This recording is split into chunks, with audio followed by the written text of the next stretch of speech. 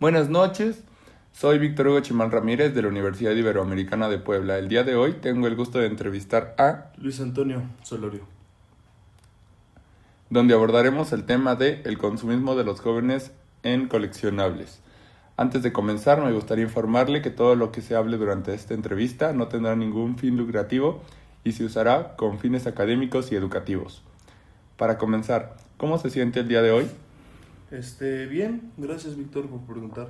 ¿Qué tal ha estado su semana? También tranquila, apenas empezando con fuerza. Ok, ya entrando un poquito en materia, desde un punto psicológico, ¿qué buscan los jóvenes al hacer estas compras de coleccionables? Siento que es como un tema muy amplio como para poderlo describir en una sola cosa. Tendríamos que ver de qué joven estamos hablando, ¿no? Y más que nada como remitirnos a su situación personal.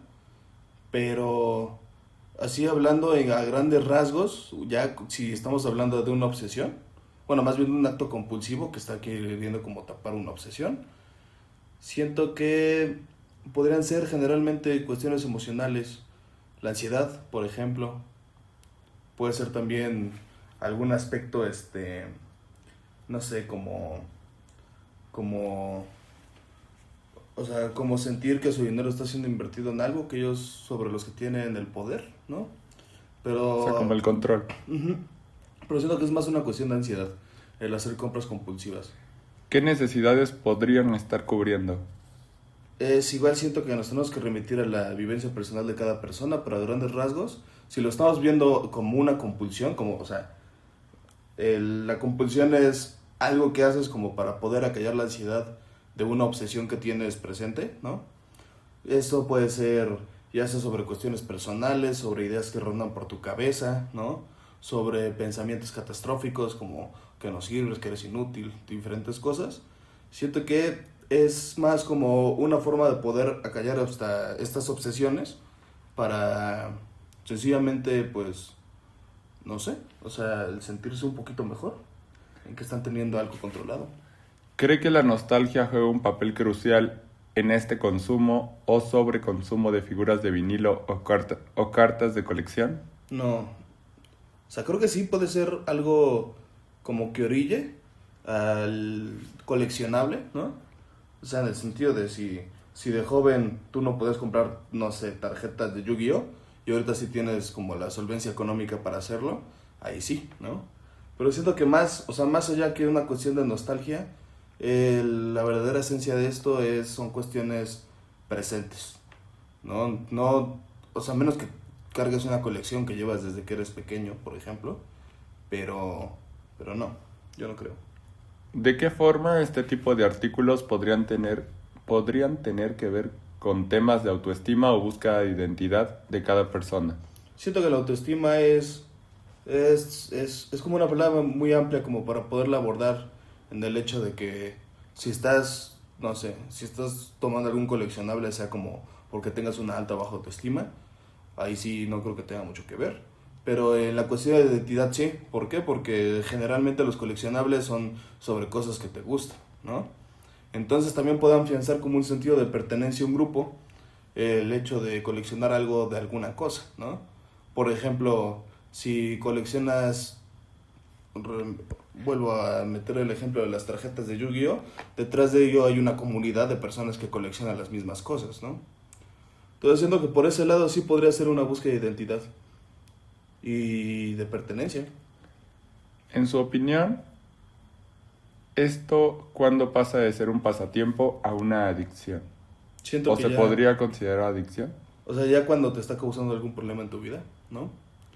Desde, ahí sí hablando desde mi disciplina, que sabes que es la psicología, generalmente como para que haya un bioindicador de que algo ya está siendo un problema, es que cumpla con ciertos rasgos, ¿no? Que en este caso es, pues sí, como una acumulación compulsiva de algo, y B, que te esté causando un problema. Si realmente tienes la solvencia económica y no te causa ningún tipo de problema al coleccionar algo, dudo mucho que pueda considerarse una adicción. La adicción es cuando ya esto te está causando problemas con la familia, con tus amigos, con la pareja, ¿no? Que tal vez te gastes un dinero que lo puedes destinar para otras cosas y que sí necesites para que ya se convierta en esto. De allá afuera siento que es más un pasatiempo, justamente un hobby. Ok, ¿qué factores psicológicos y ambientales cree que puede tener efecto en las prácticas de consumo compulsivas de coleccionables? Ahí siento que es que la gran, como, la etiopatogénesis de este trastorno, siento que es una cuestión muchísimo más cultural, en el aspecto que, o sea, de entrada estamos en una sociedad que es completamente capitalista, ¿no? Donde se pueden alabar ciertos íconos para convertirlos en algo más. Y es que generalmente cuando hablamos de las obsesiones, o sea, de un consumo adictivo, estamos hablando de que este objeto del cual se está consumiendo ya es algo que se ha convertido en un ícono, ¿no?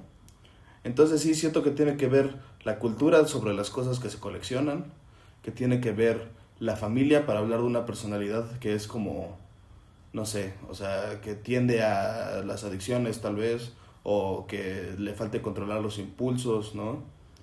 O lo que te decía de que tal vez antes no te alcanzaba y ahorita ya tienes el dinero y coleccionas lo que quieres, ¿no? Siendo que también tiene que ver la genética, porque si estamos hablando o sea, de un coleccionismo compulsivo, es como más común encontrarlo en personas que tienen historiales de ansiedad o de TDA o de autismo, ¿no? Yo siento que es más importante eso. ¿Crees que puede existir una comorbilidad entre la existencia de algún trastorno relacionado con trastornos obsesivo-compulsivos y trastornos relacionados con la práctica de consumo relacionados a los coleccionables? Sí, sí, ahí sí creo que sí. O sea, porque cuando hablamos de un trastorno obsesivo compulsivo, nos referimos siempre a estos dos locus, ¿no? Que es la obsesión, que es lo que haces como para, o sea, lo que piensas, ¿no? Aquellas cosas que están en tu cabeza que no te dejan, y la compulsión, que es justamente esto, el ver, o sea, puede ser que se laven 10 veces las manos, pueden ser que coleccionen 1000 cosas, ¿no?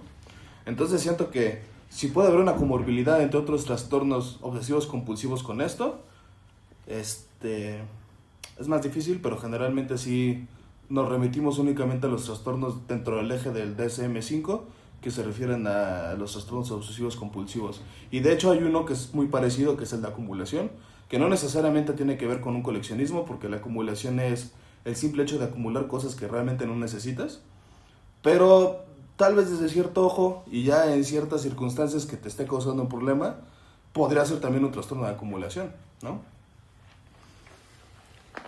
Ok. ¿Puede identificar algún cambio de ánimo brusco, así sea depresión o manía, cuando los jóvenes no logran su cometido de comprar ciertos artículos a su obsesión? Uy, pues siento que habría que ver más la personalidad del joven con el que estamos tratando.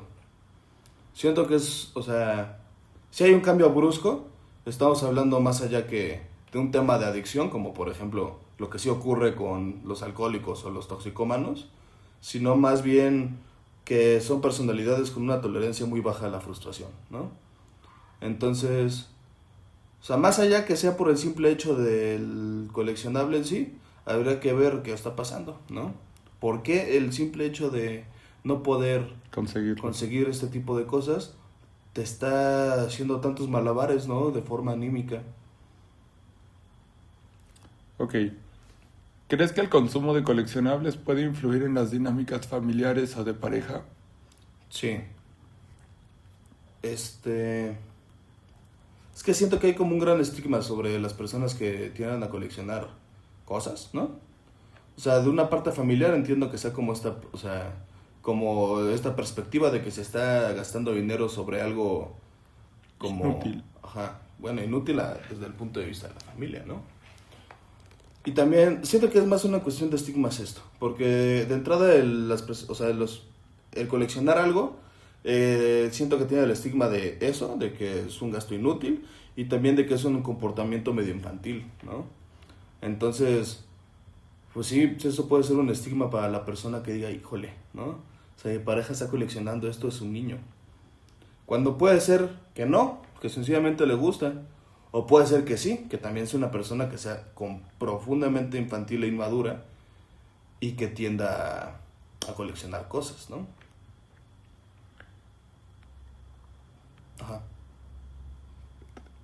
Ok, ¿crees que puede existir secuelas psicológicas asociadas al consumo de coleccionables? Siento que decir secuelas psicológicas es... O sea, todo tiene una secuela psicológica, ¿no? Entonces, sí. O sea, depende hasta qué grado ya pues se convierte en algo problemático para ti, ¿no? ¿Y para los que te rodean se podría volver problemático? Sí. O sea, por ejemplo, me llega mucho el caso de este chavo que se llama Chris Chan, que se hizo famoso en internet, que, o sea, que fue bien documentado que esta persona recibía dinero del Estado porque, o sea, presenta, o sea, tiene problemas emocionales y psicológicos, ¿no? Entonces recibía dinero del Estado y en lugar de gastarlo en sus gastos básicos, lo hacía para comprarse figuritas.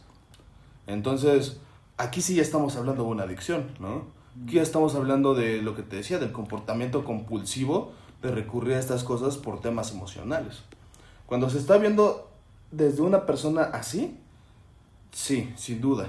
O sea, el mero hecho de conseguir el coleccionable sería afianzar por ejemplo, esta inmadurez, esta poca inteligencia financiera, tal vez como comportamiento límite o impulsivo. Y sí, por supuesto que va a dejar secuelas. ¿Por qué? Porque una vez que se recibe la gratificación, es una gratificación que se quiere volver a buscar. Es un pico de dopamina momentáneo nada más. ¿Sí? Ok. ¿Recomendarías un acercamiento terapéutico a personas que comienzan a presentar rasgos de consumismo compulsivo? Y si sí, ¿cuál crees que sería el acercamiento adecuado? Si ya es compulsivo, sí.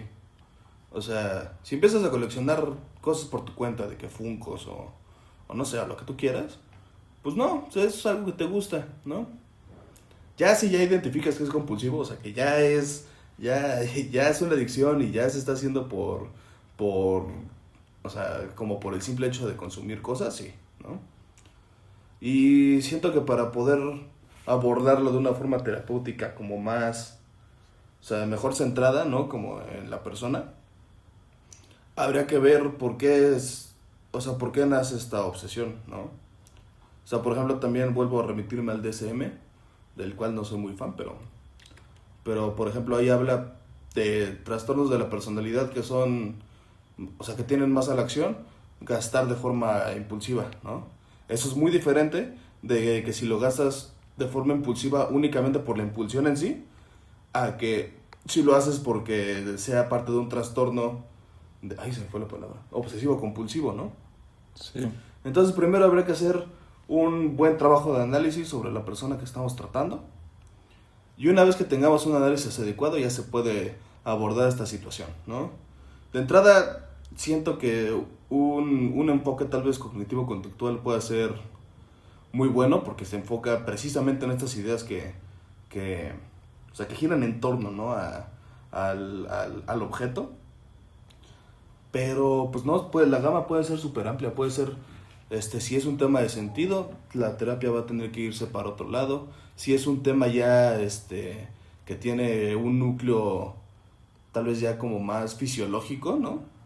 También la terapia se va a tener que orillar para una cuestión más médica. O sea, depende mucho del caso. Pero así, a ojito de buen cubero, siento que pues tal vez un cognitivo conductual o alguna terapia de nueva generación. Ok. ¿Qué papel podría jugar la educación emocional y financiera en la prevención de estos patrones de consumo? Siento que mucho. Tal vez, bueno, o sea, la educación emocional es pilar, ¿no? O sea, para la prevención de muchísimos trastornos. Sí.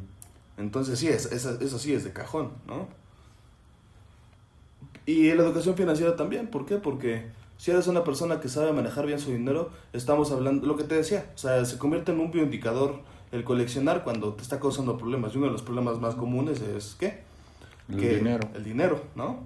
Entonces, sí, o sea, si ya estás, o sea, si ya vas a coleccionar cosas y tienes una buena educación financiera y una buena y una buena gestión de emociones, siento que es muchísimo más difícil que esto escale a algún tipo de trastorno bien identificable, ¿no? Ok, ¿crees que sería bueno que las escuelas implementaran algo relacionado a estas dos cosas?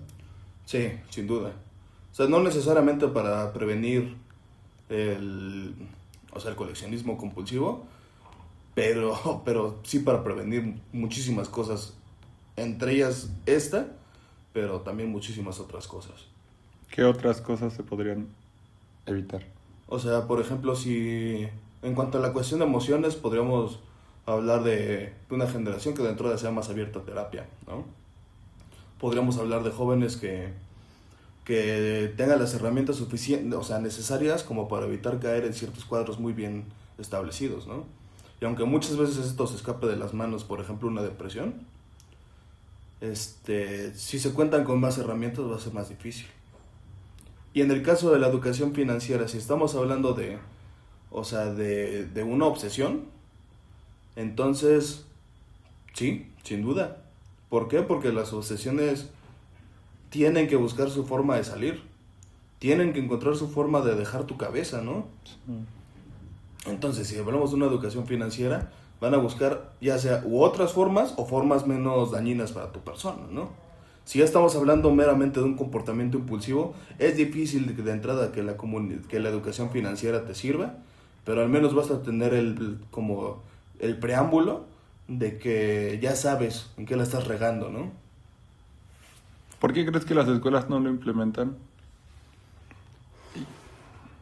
No sé, o sea, supongo que es muy nuevo, ¿no? O sea, también va muy de acorde a nuestra actualidad. O sea, antes no se le ponían tanto atención pues en general a la salud mental.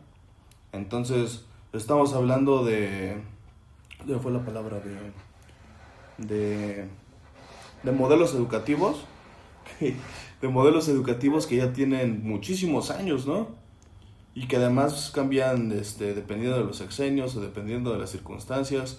Siento que apenas se le está poniendo el debido interés a lo que es la salud mental. Y en cuestiones financieras también. ¿Por qué? Porque las cosas ya son más caras. Ese es un hecho, ¿no? Últimamente ya estamos hablando de personas que tienen que saber manejar bien su economía, porque si no, no se van a poder jubilar. Entonces, pues antes tal vez no era tan necesario como sí lo es ahorita en nuestra actualidad. Por eso siento, tal vez no, que no lo quieran meter, o sea, que no quieran intervenir. Y ahí te digo porque, de hecho, en la propia escuela se hacen iniciativas como para poder brindar de educación emocional. No tanto financiera, pero sí emocional. Y si te das cuenta, ya se está hablando más de ir al psicólogo, se está hablando más de emociones en todos lados, ¿no? Entonces, yo creo que es una cuestión de tiempo. O sea, tal vez en un futuro se le ponga realmente un interés a esto. Habrá que ver también cómo cambia el futuro. Evoluciona. Ok, pues muchas gracias por tu tiempo. Voy a dejar de grabar. Muchas gracias a usted.